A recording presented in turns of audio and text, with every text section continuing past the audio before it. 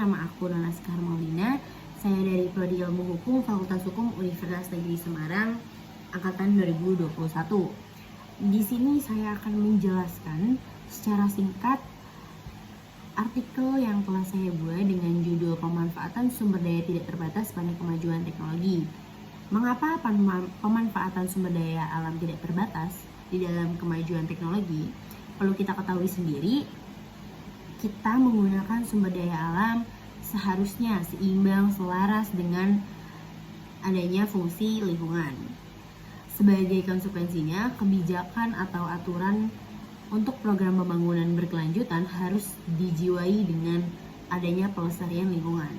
Dengan meningkatnya penggunaan sumber daya alam yang kita pakai, tentunya pasti meningkat kerusakan lingkungan juga.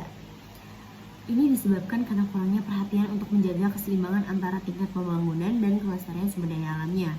Berbagai dampak negatif pun, sesimpel membuang sampah sembarangan, itu contoh tidak melestarikan sumber daya alam, apalagi membuang limbah ke sungai. Sumber daya alam ini nantinya bukannya mensejahterakan rakyat, malah merugikan.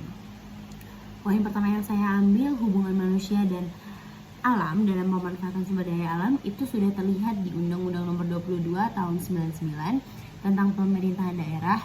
Kewenangan per tiap daerah itu mencakup seluruh bidang pemerintahan kecuali kewenangan dalam politik luar negeri, pertahanan, keamanan, peradilan, moneter, dan bidang lain yang ditetapkan dalam peraturan pemerintahan. Khusus mengenai pengelolaan sumber daya alam, kewenangan daerah untuk mengelola sumber daya nasional yang tersedia di wilayahnya harus bertanggung jawab dan memelihara melestarikan lingkungan sesuai dengan peraturan perundang-undangan. Sehubungan dengan batasan kewenangan daerah pengelolaan sumber daya alam tersebut, maka pengertian sumber daya alam adalah mencakup eksplorasi, eksploitasi, konservasi, dan rehabilitasi sumber daya alam. Pemanfaatan sumber daya alam tidak terbatas untuk kemajuan teknologi bagaimana?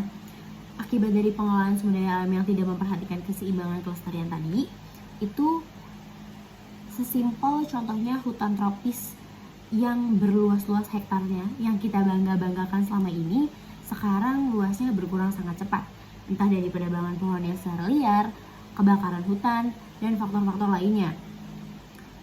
Di dalamnya pun ada flora dan fauna yang ekosistemnya pasti terganggu.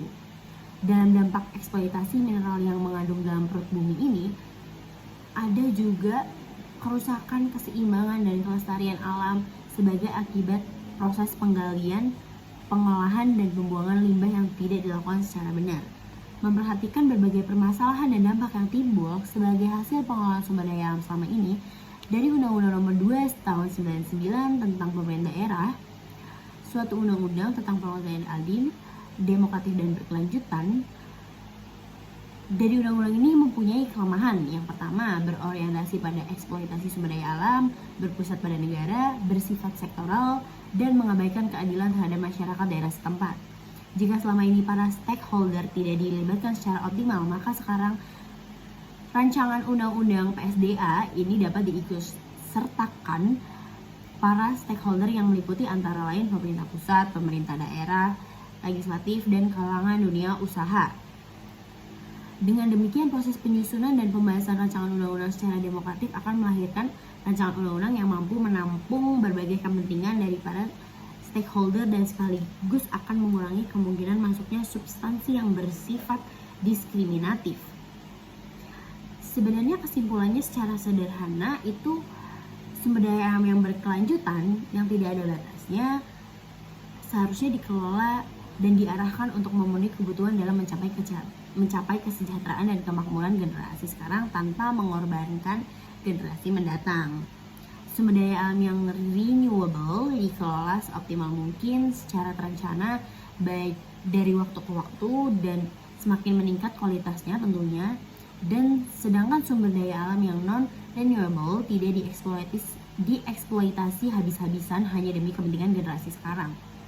Saran dari saya, melalui prinsip pengelolaan sumber daya alam berkelanjutan ini diharapkan dari masa ke masa seluruh generasi anak bangsa ini dapat menikmati kekayaan sumber daya alam yang ada tanpa dirugikan, dan melalui prinsip tersebut generasi mendatang tentu juga akan dapat belajar bagaimana cara mengelola sumber daya alam yang benar dan melestarikan untuk diwariskan kepada generasi-generasi selanjutnya.